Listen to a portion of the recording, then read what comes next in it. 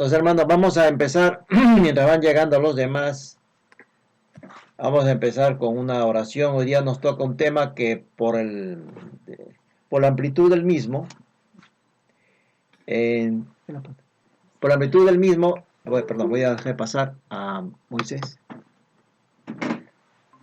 Bienvenido mi hermano Moisés también, desde Lima. ¿Cómo está, hermano? Buenas tardes. Decía que por la amplitud del tema vamos a hacerlo en dos partes. Este último entrenamiento previo a la gran tribulación. Vamos a ver lo que significa la necesidad del entrenamiento y de qué tipo es. Y luego en el próximo, luego en el próximo Shabbat vamos a profundizar estas líneas de hoy. Pero también se está uniendo a la transmisión Mónica, que los saluda, y también con palabras de oración. Buenas tardes, hermano Gabriel. Víctor, ¿qué tal? Bienvenido. Vamos a empezar con una oración. Amado Padre Celestial, gracias por este día, gracias porque tú nos sustentas cada día, porque tú eres nuestro respirar, Padre. Sin ti nada podemos hacer, eres todo para nosotros. Te agradecemos tu fidelidad, tu Torah. Gracias por ser siempre fiel a tu palabra. Gracias por tu poder, por tu amor, gracia y misericordia. Bendícenos en esta tarde y háblanos, Padre. Necesitamos cada vez más de ti. Necesitamos saber que nos des discernimiento de tu palabra, que nos ayudes, Padre, a entenderte cada vez más y a serte fieles, Señor, a seguir tu voluntad y no la nuestra. En el nombre de Yeshua te lo pedimos. Amén. Amén. Amén. Vamos a revisar las escrituras, vamos a estar trabajando con el libro de Oseas, con el libro de Apocalipsis. A ver. Vamos a ir ubicándonos en Oseas 4:6 para empezar. Oseas capítulo 4, en el verso 6. Shalom, mi hermano Manuel. Manuel, shalom. Ahí está. Con un buen decorado. Un buen fondo. Buen natural, fondo natural. Sí, está bien. Ya. Decía que para los que acaban de entrar que este es un tema muy específico y tiene mucha profundidad, muchas aristas, y lo vamos a ver en dos Shabbats. Vamos a iniciar diciendo lo siguiente, que a la luz de los hechos y las evidencias que están en el escenario de la historia hoy presentes, constatamos una gran responsabilidad sobre nuestros hombros, porque somos la última generación. Y eso viene de una extremada importancia al hecho de que debemos prepararnos para estar en condiciones de soportar un tiempo de intenso rigor de la gran tribulación para aquellos que Abba Padre haya decidido que vivamos tales días. A otros los va a retirar con la muerte, como dice Salmos, para que no experimenten los días aciagos. A algunos se los llevará antes. ¿Y por qué un pueblo puede caer en la destrucción si no está preparado? Veamos y leamos completo Oseas 4, verso 6. Oseas capítulo 4, en el verso 6. Mi pueblo fue destruido porque le faltó conocimiento. Por cuanto desechaste el conocimiento, yo te echaré del sacerdocio, puesto que olvidaste la ley de tu Dios. Siempre se lee ese versículo por la mitad, ¿no? Mi pueblo fue destruido porque le faltó conocimiento. Pero lo importante es el por qué, que ahí lee a partir del por qué. Porque le faltó conocimiento. Por cuanto desechaste el conocimiento, yo te echaré del sacerdocio, puesto que olvidaste la ley de tu Dios. También yo me olvidaré de tus hijos. Entonces aquí está diciendo de un desprecio hacia el conocimiento, hacia la ley. Y por eso su pueblo perece. Su pueblo muere porque no lo conocen ni a él ni a su palabra. En igual situación también los sacerdotes, o trayéndolo en términos actuales, los predicadores. Han llegado al punto, dicen, de no considerar ya mis mandamientos. Por tanto, sus hijos también, por descuido de sus padres, arribarán en tal estado que quedarán fuera del pacto o fuera de lo que es la protección. El conocimiento que les entregué lo han retirado de sus vidas, lo han menospreciado de sus vidas. Has interrumpido la bendición que tengo para tu familia. Tú te has puesto ahí y estás interrumpiendo la bendición que tengo para toda tu familia. Mi pueblo se ha quedado sin saber qué comunicar. Está diciendo que estás sin ciencia. Ya no podrás ser ministro mío. Mi palabra no te acompañará cuando hables de mí, dado que te has olvidado de aquellos designios, de aquello que dejé escrito. Has derrumbado el muro de protección que había sobre los tuyos. Eso es lo que le está diciendo, en otras palabras, en Oseas capítulo 4, en el verso 6. Teniendo esto en consideración, un arrebatamiento de corte secreto, de corte previo, es literalmente imposible, porque precisamente esta última, es decir, esta prueba de la gran tribulación, es la manera en como el pueblo de Adonai ha de ser probado, y la forma también para despertar a la cosecha final.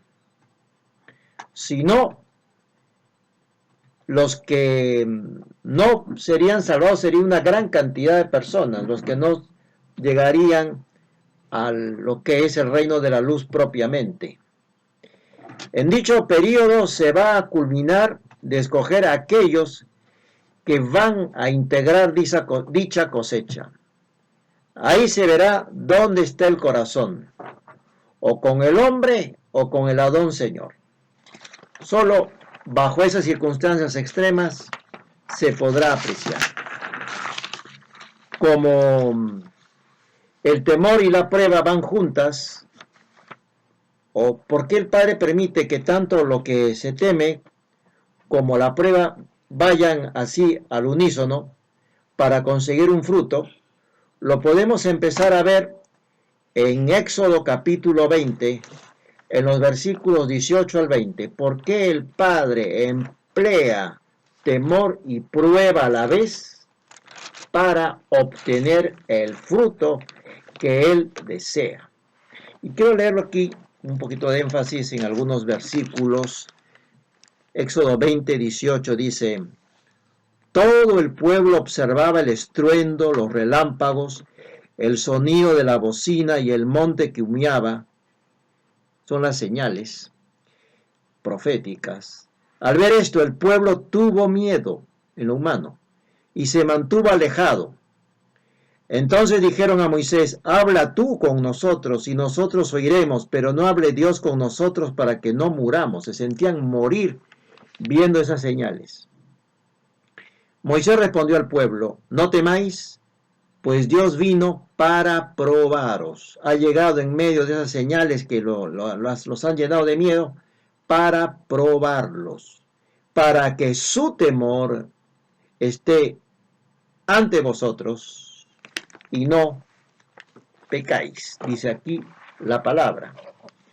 Entonces, asimismo, recordemos cuando Jesús vino caminando sobre las aguas y estaban los discípulos en la barca, frente a esa señal, ¿qué ocurrió? Tuvieron miedo. Y también Él se acercó a los discípulos para probarlos. Nuevamente presente en la escenografía, miedo y prueba, tanto en el Éxodo como en las apariciones de Jesús de Nazaret. Inseguridad o permite la confianza en Él. O tienes inseguridad frente a lo que ves, o tienes confianza en Él. ¿Qué se da en tu vida? Eso es lo que el Padre quiere saber. ¿Te asustan las señales o confías en mí? Dice, para que su temor esté en nosotros, para que no se nos olvide obedecer. Esa es la razón de ese temor, el temor de Yahweh. Para que esté, ese temor sí debe estar, a fin de que nos impulse a obedecer. ¿Qué les dijo Moisés? No temáis en lo humano. ¿Qué les dijo Jesús a sus discípulos de la barca cuando lo veían caminar sobre las aguas? No teman. Lo mismo que dijo Moisés. También en lo humano no teman. El mismo patrón para enseñar y generar fruto. Temor y prueba. Temor y prueba conduce a fruto. Y esa lección de la barca, ya sabemos cómo terminó con Pedro caminando un poco sobre el agua. El pueblo de Moisés tembló cuando vio las señales. Hoy la gente está empezando a ver señales y está también en angustia. Y eso que no hemos llegado a los capítulos más fuertes que nos esperan. Y entonces dice que este pueblo, al ver truenos, al ver relámpagos y sonido de chofar, siempre la aparición de Yahweh o del Mesías está relacionado con un chofar, con una trompeta, con una bocina. Al ver todo eso, temblaban de miedo. Así volverá a acontecer frente a las señales que se verá en la gran tribulación. El remanente puede temblar de miedo frente a lo que se avecina, mas nos han indicado que no tengamos miedo desde ese ámbito humano, que es natural, pero no tengamos miedo, no cultivemos ese miedo en lo humano frente a las señales que se están dando de a poco. Y que sí esté el temor de Yahweh, que es el temor de Yahweh, sea en nosotros para que no nos aparte, que nos ayude, para que no nos apartemos de Él en ningún momento. Nos llama a no engrandecer las señales con el miedo humano por encima de su nombre. Como en lo natural el hombre no conoce a Yahweh, lo que hace es engrandece las señales, y esto ha ocurrido en la vida de los creyentes también. Han engrandecido a las señales que el Creador ni existe ya en su agenda, en su pensar. Todo es miedo por lo que hace el hombre o confianza puesta en el hombre. Literalmente Yahweh desapareció de sus vidas, solo para tiempos tranquilos. Pero aquí en la Escritura nos está enseñando no engrandecer las señales. Por eso dice Moisés, no tengan miedo, paren con eso. Yeshua, no tengan miedo, soy yo. Soy yo el autor de la prueba que vive, soy yo el autor de esa tormenta, soy yo el autor de la escenografía que temes, pero fíjate, yo estoy caminando sobre lo que tú temes, sobre las aguas. El temor por Él debe permanecer, es saludable que así sea. Debe quedar impreso, ese temor debe quedar sellado en nosotros. Eso es lo mejor que nos puede pasar para una vida rendida en obediencia. En los días del extremo desierto que vamos a afrontar muchos, nuestro único sustento va a ser Yahweh. Absolutamente, literalmente hablando, en medio de la persecución, no podríamos depender de nuestro sustento, de nuestro trabajo. Se va a dar en una situación en la cual las empresas estarán quebrando, habrá convulsión social, despidos masivos. Las personas van a entender en toda su dimensión lo que significa el padecer por ser un siervo de Elohai, porque va a haber también esa persecución a los que creen en su nombre. Ya estamos nosotros en la antesala de la gran tribulación, frente a los hechos, y aún muchos enfocados todavía, poéticamente enfocados en un arrebatamiento previo que ya lo saque de aquí, y que no se va a producir de ninguna manera, porque ¿cómo será después lo que ya ha sido? Tenemos las plantillas proféticas, la secuencia, están escritas, no tenemos que inventar, ni imaginar, ni cubrirlo con nuestra imaginación, ya están escritas y no van a ser alteradas. Por tanto, un rapto secreto, Yeshua viniendo en forma anónima, no existe en ninguna página de la palabra. El arrebatamiento, que lo hacen considerar como un evento aparte, es simplemente la herramienta. El arrebatamiento no es un evento, es la manera o herramienta con la cual se recoge a los elegidos en su segunda venida. ¿Cómo lo recogerá? Por medio de un arrebatamiento en su segunda venida. Tal es así que en los 4 evangelios solo se habla de segunda venida y no se habla para nada de un arrebatamiento previo. En los 4 evangelios no existe tal idea, ni raptos secretos, menos todavía. Lo que hemos aprendido y seguimos aprendiendo desde el desierto de las naciones, debemos entender que nos va a servir todas estas experiencias actuales para ponerlo por obra. El Padre nos está pastoreando, nos está enseñando, para ponerlo por obra cuando llegue la gran tribulación. Así nosotros vamos a estar en condiciones de honrar a Abba Padre, al Adón. Tenemos que aprender a vivir con lo que tenemos hoy. Darnos la oportunidad que en la adversidad actual se forme un corazón agradecido, que reconozca, por pequeño que éste sea, el sustento diario, de no darse ello ahora, que las condiciones son sencillas relativamente, vamos a sucumbir emocionalmente en los días de la gran tribulación. Ahí hay un entrenamiento, agradecer con lo que se tiene hoy, el dar gracias, esa es parte de lo que tenemos que aprender. Las condiciones van a cambiar de un momento a otro. Empecemos a entrenarnos en ello. Unido a ello, tengamos cuidado de no confundir. Perdón, voy a hacer pasar a hermana Miriam.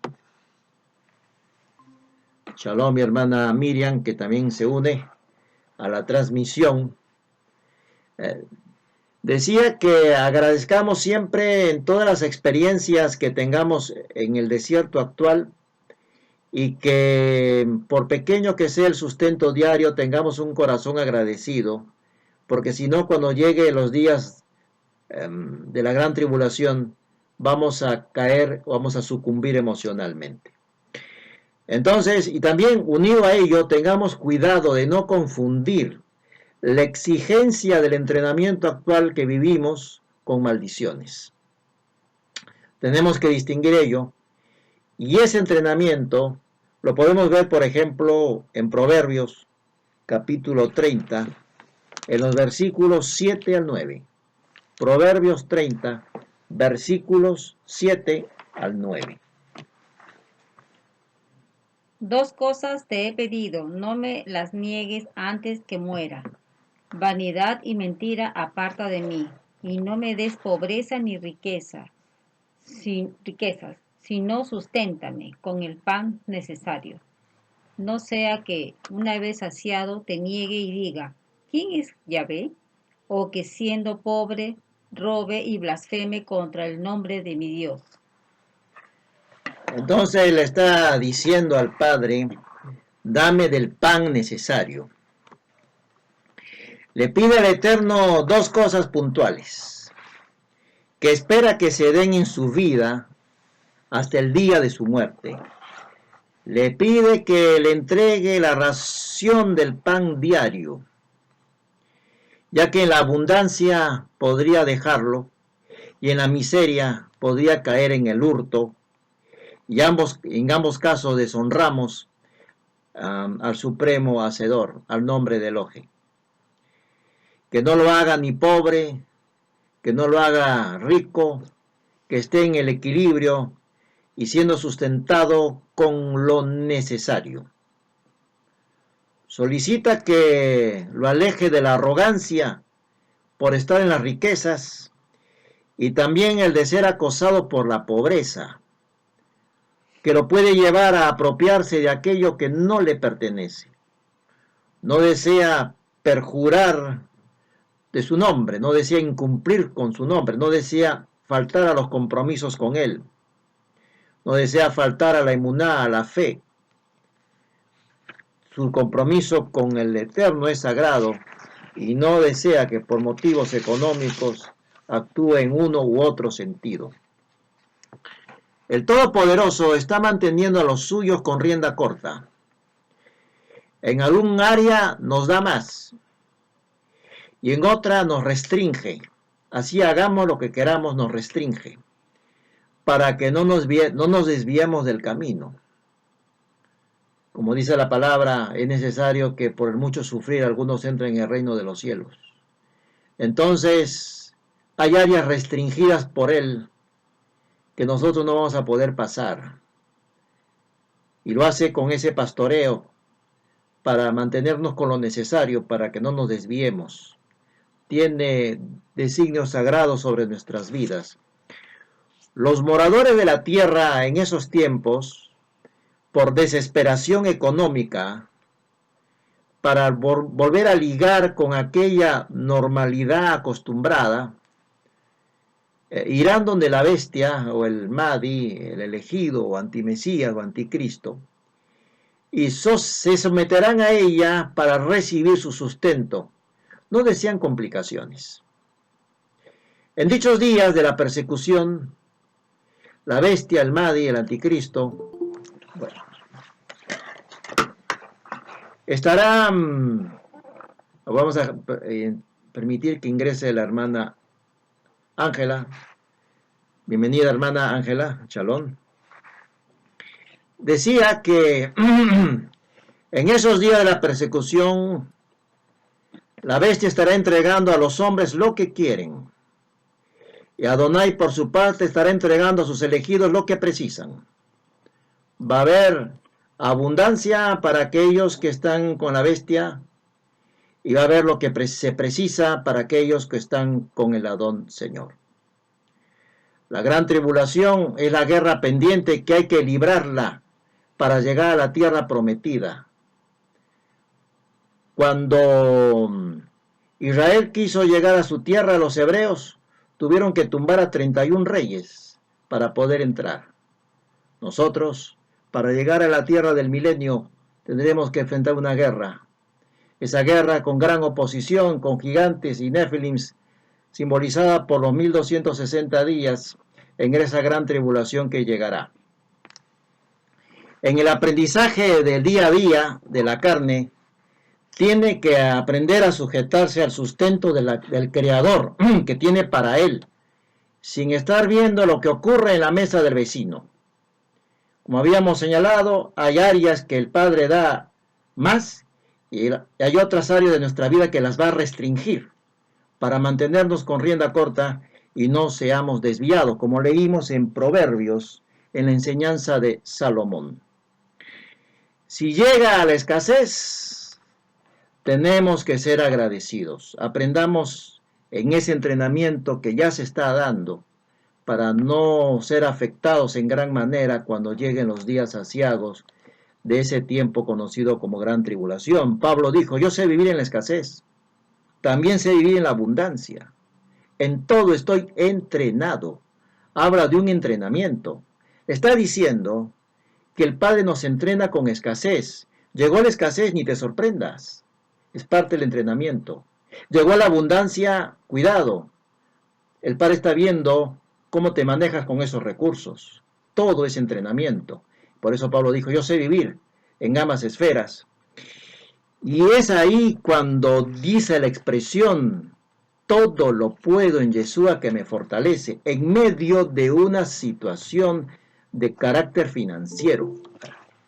Una situación de carácter financiero. Vamos a permitir que ingrese también la hermana Yolanda. Shalom, mi hermana.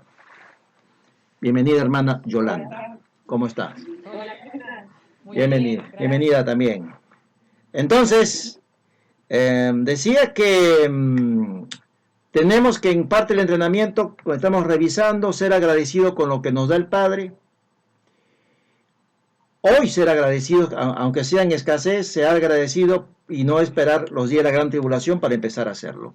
Ahora, en el Padre Nuestro hay una frase que dice, el pan nuestro de cada día, dánoslo hoy. Esa expresión, el hombre la ha entendido solo en la dimensión física y del pan. Pero es necesario revisar lo que está significando esta expresión de pan, que en el hebreo es lechem, y que tiene una raíz hebrea que viene de jalhamá, que significa soldadura. Y ambas están compuestas por 3 letras hebreas, Lamed, Het y Men. Para aquellos que están viendo los videos, hay 3 letras hebreas presentes en Lechem y en Jalhamá. Significa Jalhamá, soldar el cuerpo y el alma. Cuando nosotros decimos en el Padre Nuestro, danos el pan de cada día, ayúdanos a alinear cuerpo y alma a tu voluntad. Por eso que esa expresión, el pan diario, es el pastoreo o conjunto de experiencias para que ello se dé, un sacrificio de nosotros, un alinearse del cuerpo, un soldarse del cuerpo y el alma en obediencia. Así de básico como el pan debe ser dicha experiencia en nosotros. Es el alma, es el alimento diario para nuestro sustento. Y por eso, en el Mishkan también se habla del pan continuamente, el pan de la Shekinah, el pan que convoca la presencia del Padre. Es el pan que se renueva todos los días. Es el sacrificio vivo todos los días. Delante de Elohim tenemos que ser ese pan. En el lugar santo, como lo señala en Éxodo 25 y 30, dice, y pondrás siempre sobre la mesa el pan de la proposición o de la presencia delante de mí. Mónica, a ver, lee. ¿No? Lo mismo, ¿no? 25:30 dices. Sí. Y pondrás siempre sobre la mesa el pan de la proposición delante de mí. Tenemos que ser ese pan delante de Él. Tenemos que ser ese sacrificio delante de Él. En el pan nuestro, al decir el pan nuestro de cada día, significa, dame el conjunto de experiencias derivadas de tu pastoreo, para que mi cuerpo y mi alma estén soldadas en rendimiento ante tu presencia. Es por ello que la solicitud de este pan sigue a la frase, hágase, Señor, tu voluntad, así en el cielo como en la tierra, y dame de ese pan. Quiero ese pan. Es lo que está diciendo aquí la palabra. Tenemos que ser ese pan delante de su Shekinah, delante de su presencia, como hemos leído en Éxodo. Si tan solo entendiéramos la importancia de recibir ese pan, lo que significa pedir ese pan en nuestra vida, se desataría toda una revolución en lo que hemos entendido hasta ahora y en lo que podemos vivir como entrenamiento a partir de esto que significa. Por mucho tiempo el pueblo siguió siempre tras panes físicos, y cuando estuvo el Mesías la gente iba por el pan físico. Y siempre quebró Yeshua el Mesías, porque habla de rendimiento de la voluntad. Por eso quebraba los panes y los multiplicaba, porque esa es la economía del reino de la luz. Y en ese trajín del pan físico, si no se entiende, entonces el Padre puede precisar la escasez en nuestra vida para que se suelde el cuerpo y el alma, para que seamos para que podamos recibir agradecidamente el pan, ese pan que nos haga alinearnos a la voz del amado. Dice, en cuanto a santificación, leamos Salmos 51, en los versículos 2 al 6, Salmo 51, versículos 2 al 6, dice la palabra. A ver.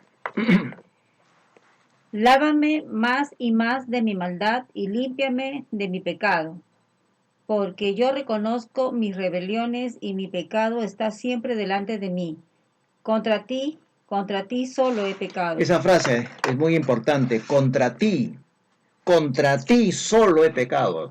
Está entendiendo la magnitud de lo que ha ocurrido.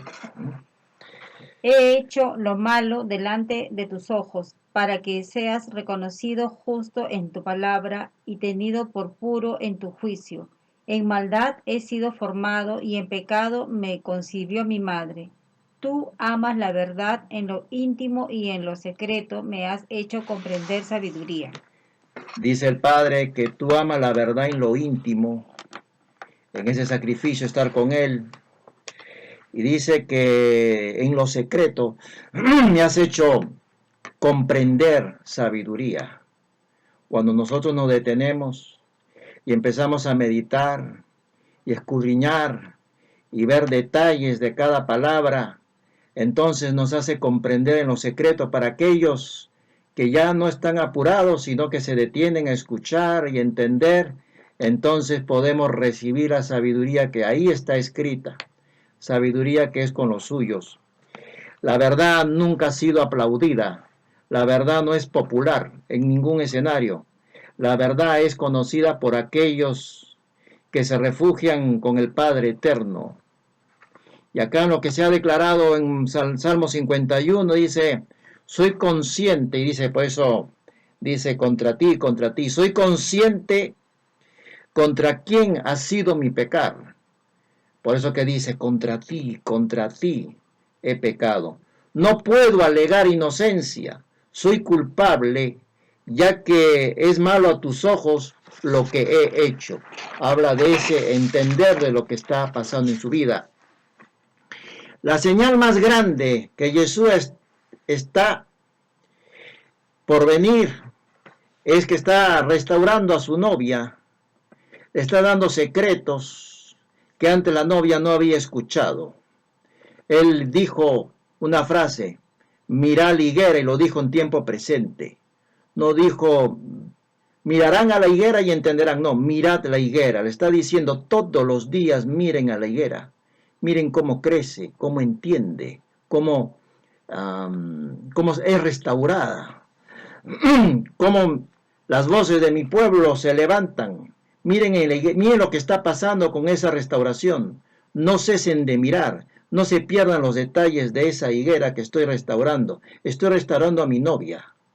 Miren la higuera, tiempo presente. Ser hebreo en este tiempo es cruzar el río Hebrón, estar bajo su cobertura y estar bajo su manto, bajo su escuela.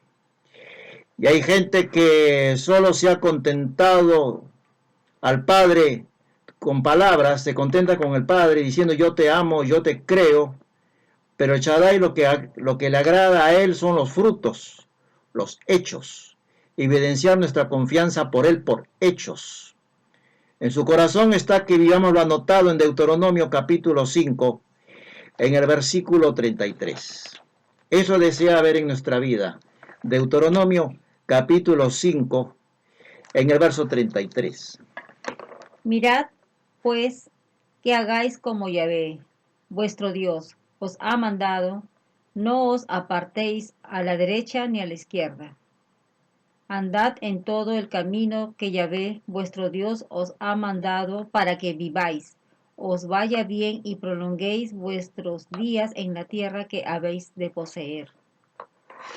Aquí le está señalando que debe darse dos cosas en nuestra vida, para que viváis y para que os vaya bien. Uno debe revisar si en nuestra vida se está dando esa calidad de días llenos de vida, si estamos viviendo en sus consejos, si alcanzarán lo buscado en mí, si estamos buscando en Él. Tengo una ruta y si ustedes van por esa ruta, nos está diciendo el Padre, van a experimentar entonces estas dos cosas señaladas en Deuteronomio. Abundancia de vida y al final de la misma tendrán fruto que mostrar delante de mí. Por eso dice, para que viváis y os vaya bien. Si acercan tiempos señalados que harían asombrar a Sodoma y Gomorra en la maldad que se va a levantar en los últimos días. En atención a ello, leamos antes Juan capítulo 15, en los versículos 18 al 19. Juan 15, 18 al 19. Si el mundo os odia, sabed que a mí me ha odiado antes que a vosotros. Si fuerais del mundo, el mundo amaría lo suyo, pero ¿por qué no sois del mundo? Antes yo os elegí del mundo, por eso el mundo os odia. Este odio del mundo se va a acentuar. Está diciendo aquí, en otras palabras, que si fueran como ellos le amarían a ustedes. Los que tienen toda su expectativa en lo que el mundo puede ofrecer, los odia a ustedes. Los llegué a elegir para que no sean como son ellos. Por eso los he elegido. El mundo, dice Yeshua, solamente ama a lo que es como ellos. No sería lo mismo si ustedes también amaran al mundo. Entonces, si ustedes amaran el mundo, serían bien recibidos en todo ámbito social. A mí ya me han rechazado.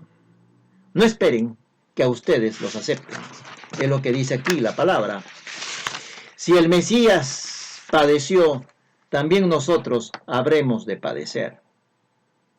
Entonces, empecemos a acostumbrarnos a no colocar o cifrar nuestra esperanza en la gente, porque al contrario, esto va a ir para peor en cuanto a oposición hacia nosotros.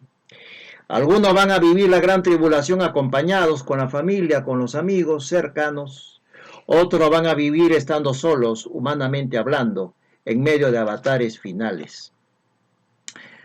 Aunque no lo quiere hacer, ciertamente Yeshua emplea también a Hasatán para afianzar nuestro entrenamiento.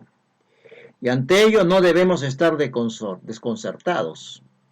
Asumamos tales pruebas con una sonrisa en el corazón de agradecimiento, pues Elohim quiere hacernos más fuertes, dado que desea otorgar mayores responsabilidades.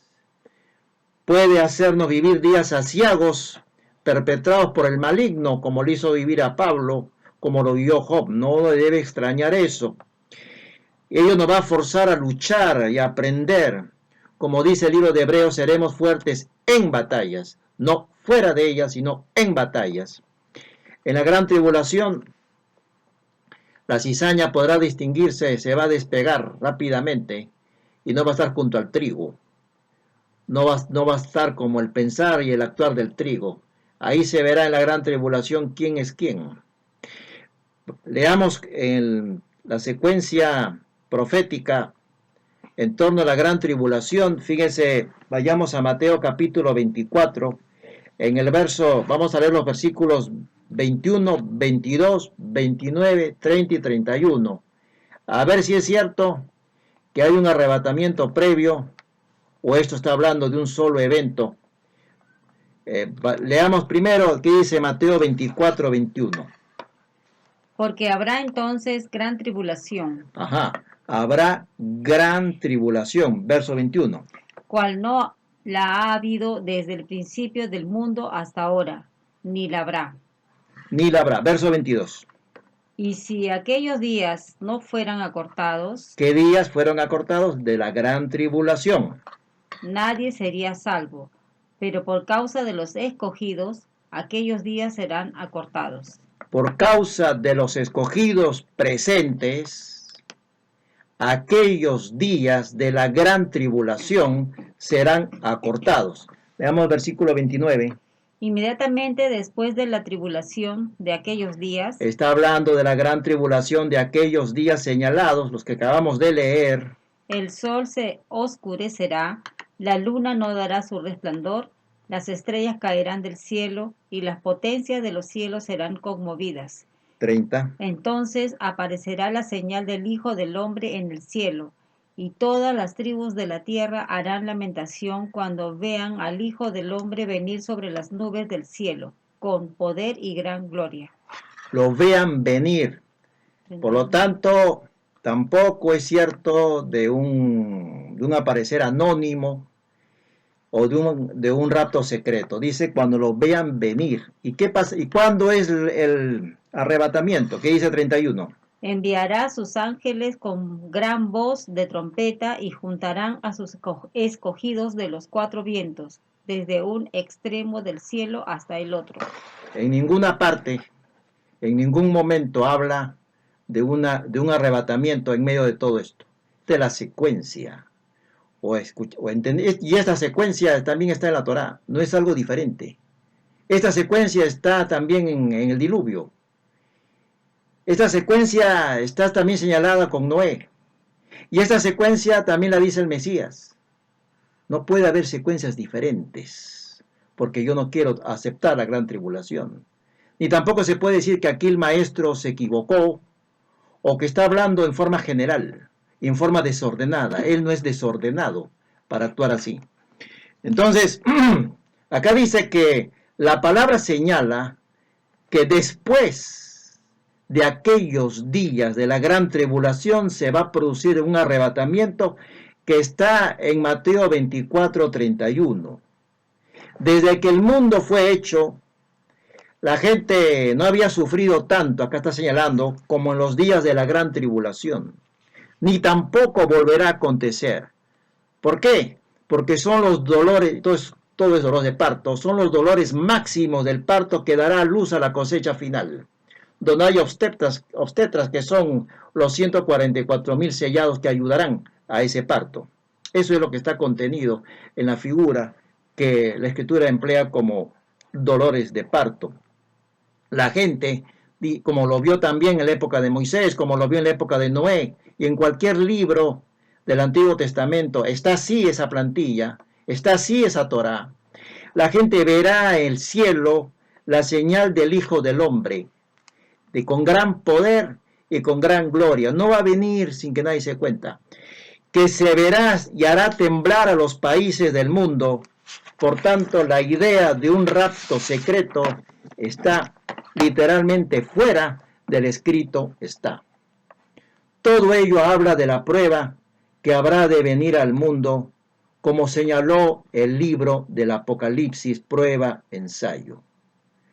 Los sistemas o engranajes del universo, también dice acá en Mateo 24, se van a bambolear, se van a temblar. Siempre prueba, el miedo, el temor y el fruto para generar fruto. La combinación de ambos. ¿Dónde va la confianza? ¿En el hombre o se va la confianza en el Adón, en el Señor? Estos días fueron profetizados y han de completarse como señal el libro de Revelaciones.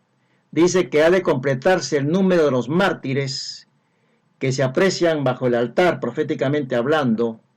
Cuando ello acontezca, Yahweh enviará a arrebatar a los suyos, cuando se complete el número. Resucitando primero a los muertos en Yeshua, el mayor número de martirizados se va a dar en los días de la gran tribulación. Y todo eso está acontecido en Daniel, está en Apocalipsis, en la 7ª trompeta. Y esos que serán perseguidos y martirizados, degollados algunos de ellos, son los que reinarán con él. Todo corresponde a lo mismo, a la misma secuencia. No podemos nosotros salirnos de la Torá e inventar o establecer otras ideas fuera de ella. La secuencia de los hechos también está en la parábola del trigo y la cizaña. Mateo 24, en los versículos 29 al 30. Mateo 24, versículos 29 al 30. ¿Qué dice?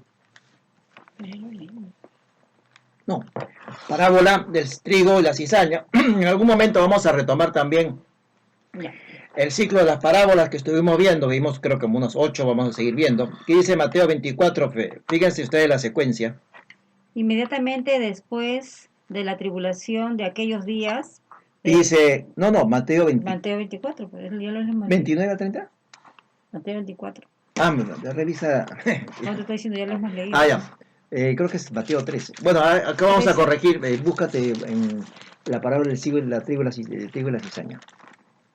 Como ustedes saben, en la parábola del trigo y la cizaña, dice, hay una expresión. Recoged primero la cizaña. Recoged primero la cizaña. Y luego recoged el... Mateo 13, pastor. Sí, Mateo 13, está bien. Mateo, búscalo 13. 13:29. A ver, lee por favor, Mateo, 29 y 30, Mateo 13, 29 y 30. A partir del 29. Sí. Él les dijo, no seas que al arrancar la cizaña arranquéis también con ella el trigo. Dejad crecer juntamente lo uno y lo otro hasta la siega. Hasta el arrebatamiento. ¿Y cómo se procede ahí? Y al tiempo de la siega yo diré a los tiempo del arrebatamiento, le dirá a sus ángeles, a los segadores, recoged primero la cizaña. Ajá, recoged primero la cizaña. Y atadla en manojos para quemarla. Atadla y... Pero recoged el trigo en mi granero. Después se recoge el trigo, por lo tanto no puede haber un trigo primero que se recoja. Eso violenta también, de paso, la enseñanza de la parábola del trigo y la cizaña. Toda aquella idea que se establezca de un arrebatamiento previo, lo único que va a hacer es colisionar con toda la escritura, desde Génesis y por todos lados posibles. La va a colisionar de frente. No es correcto esa idea. Entonces acá está anulando también la idea de un arrebatamiento previo, porque anuncia que estarán presentes el trigo y estará presente la cizaña. No es cierto que solamente habrá cizaña. Asimismo se nos informa que se recoge primero la cizaña y luego de ello se va a dar el arrebatamiento del trigo. Igual ocurrió con Noé. Primero los impíos quedaron atrapados fuera del arca, y Noé ya estaba recogido en la misma. Al llegar el diluvio, que significa la ira, los impíos fueron llevados, y Noé fue dejado nuevamente en la secuencia. Primero los impíos, y luego los dejados, flotando sobre la ira, ese mar de diluvio sin ser tocados. Como dice el Evangelio, respetando la secuencia, uno será llevado, cizaña, y otro será dejado, trigo. Los que alcanzaron misericordia. Vayamos a Génesis capítulo 7, vamos a ver el verso 10 y el verso 13. Fíjense cómo corresponde y cómo se une toda la escritura desde la Torá. Todo es una sinfonía perfecta, sin contradecirse ella. Génesis 7, 10. ¿Solamente 10? Primero 10. Al séptimo día, las aguas del diluvio vinieron sobre la tierra. 13. Aquel mismo día séptimo. Aquel mismo día entraron en el arca Noé, sus hijos, Sem, Cam y Jafet, la mujer de Noé y las 3 mujeres de sus hijos. ¿Por qué Noé ingresó al séptimo día? ¿Qué se celebra en el séptimo mes? Yom Teruah, tiempo de aclamación, día de retorno del Mesías. Toda la palabra, secuencia, número, orden, significado es una. Y por eso que ahí está, por todos esos números no son casuales, son señales que el Padre nos da. Como dijo el Maestro: Padre, yo te agradezco porque estas cosas no las has escondido a los niños, sí a los sabios, sí a los intelectuales, a ellos les has escondido. Y efectivamente, los sabios de este mundo han tergiversado la escritura y han sacado material que Hollywood agradece infinitamente para sus películas. Entonces, ahí vemos la misma secuencia de Mateo. La misma secuencia en Génesis, el mismo orden que la parábola del trigo y la cizaña. Primero los impíos rodeados por las aguas y después Noé recogido en el arca en el séptimo día, después que ya estaban los impíos rodeados por las aguas del diluvio. Sujetad primero a los impíos y luego recoge a mi trigo. Sujetad primero a los impíos y luego recoge a Noé en el arca. Todo será como ha sido antes, todo será como en los días de Noé. Por eso, Torá significa instrucción y también significa llave para entender y poder abrir la puerta de la profecía. Si no, no se podría hacer. Y ya estamos, hermanos, en los últimos 10 minutos. Sin duda, estamos entonces esta es una clase introductoria respecto a este entrenamiento. Estamos en la antesala de los tiempos señalados. Debemos entender también que la persecución no se va a dar solo en la dimensión física. La persecución también será de corte espiritual y entidades del mundo de las sombras y del abismo van a atacar a los que estén difundiendo la verdad en estos días, a los que se atrevan a no mezclar el reino de la luz con la mentira, con el engaño. El príncipe de las tinieblas odia a aquellas voces que denuncian lo que está haciendo y lo que se propone hacer. El mundo de la oscuridad odia, detesta a los que lo colocan en evidencia y desean que esas voces se callen.